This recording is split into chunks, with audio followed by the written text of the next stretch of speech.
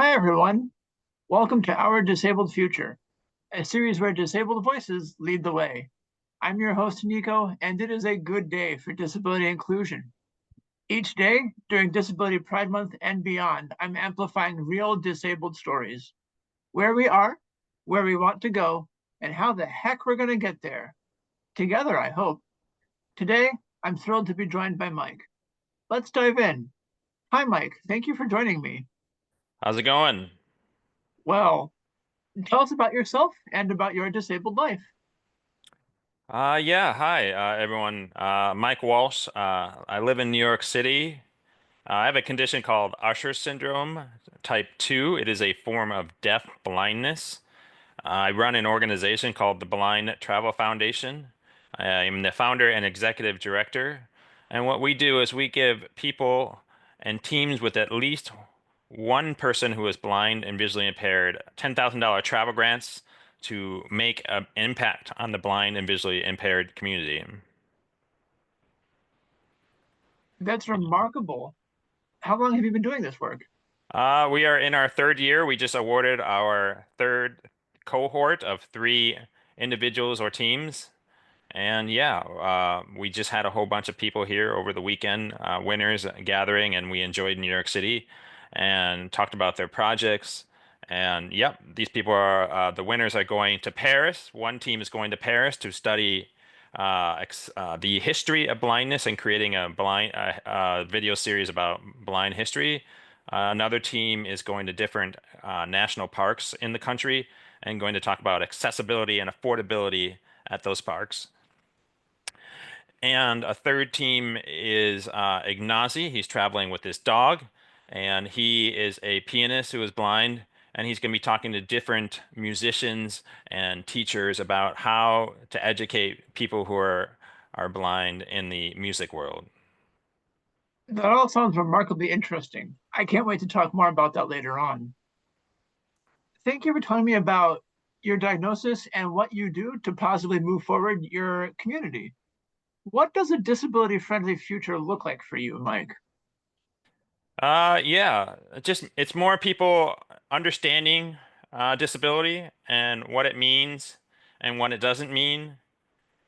Disability doesn't define someone so much as like it's a part of their life. And what we are often searching for is accessibility. We want the world to have the ability to allow us to go through it just as much as someone without a disability. Accessibility is extremely important, and the future there will be different and new exciting technologies that will continue to help people with disabilities. But however, the future we want it to continue to be surrounded with people who are interested to learn. If you see someone with disabilities, don't be afraid to ask to learn about it and what it means, especially in the workforce. Don't be afraid to hire someone because you don't know what they need to do the job. Just find out and figure it out. Often people with disabilities have overcome a lot, so they are a great candidate for all sorts of things. And just a future of understanding and people wanting to learn about each other. And disability is not something to be afraid of at all. It's a unique situation that different people are in, and you can learn a lot and have fun with it and just continue to build and grow. And yeah. That all sounds wonderful. In your answer, I hear a call for a future that increases accessibility and encourages curiosity and sharing of knowledge. Yeah. So, what specific strategies do you think we can use to get there? Um, I guess it all comes down to curiosity and just learning and the willingness to want to learn about, how people's lives are. If you are someone with a disability and you are struggling, there are a lot of resources out there, people to meet. I think Facebook groups is a fantastic source. There's all sorts of groups and just finding your people that can help you out. And to not be afraid, just to go, just to get out there, and learn of the tools that are out there. But combined with all sorts of technologies, do find your people. Find people that understand what you're going through, and that's what you need. And strategies. If you're blind and visually impaired, I hope you're reaching out to us and learning about what we offer, the travel grants that we offer, and the programs. And we also have the Blind Travel Summit coming up in November, and where people are going to gather and talk about travel issues with different industries. It's all about getting the word out about what you would like to see happen and meeting those people. And yeah, we provide the opportunity to do that face to face.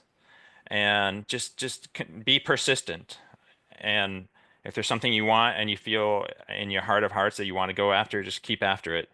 And find us, find the people that are advocating for you. We want to hear from you and know what are we doing well, what are we not doing well. I want to hear it all. Uh, Criticism, it helps us be better. Praise doesn't make us better so much as, something we can do better. As a leader myself, I share that sentiment as well, although it can be weird to ask specifically for criticism. Thank you so much. As we close our time together, I want to give you a chance, Mike, that you and I, as disabled folks, so rarely have, and that is a chance to brag about yourself, promote something cool you've recently accomplished, or maybe something you have in the works. If you want to direct people to a site or grow yourself online, as probably you do, where can we find you? But this is just a chance for you to be your own cheerleader. Let's hear it. Yeah, yeah. As I've talked about, yes, I am the founder and executive director of the Blind Travel Foundation. You can find all about us at blindtravel.org, blindtravel.org. And also we are on Instagram, Facebook at Blind Travel Foundation. Just find us online and we'd love to connect. I'm super excited about what we're building. We're in our third full year of giving out grants. You can learn all about our current grant winners on our Instagram channel and just engage with them. Talk about their projects. Maybe there's something you can add to their projects. And that is how, we can continue to grow together. Learn about what each other's doing and just, be excited about, people that are going on these projects and their intention is to make a positive impact on the blind and visually impaired community. So anyway, you can be involved. Reach out to me if you have any questions at all. And when we announce our next round of grants, if you're blind and visually impaired, or if you know someone who is blind and visually impaired, maybe pitch a project with them. Because you can be on the team. You can have teams, and as long as one person's blind, visually impaired, you guys can win a grant through us. Um, yeah, just I'm happy to be on here and give another perspective about blindness and the different unique opportunities that are happening out there. And you can also come to us to learn about other opportunities, other organizations that are doing great things as well. And so it's all about getting the word out for that and knowing that these resources are out there. So if you're out there struggling, you can maybe pitch an idea with us and, we could fund it and you'll go on a great trip and do a great thing. And then you will get out there and people will learn about you. And so anyone can apply.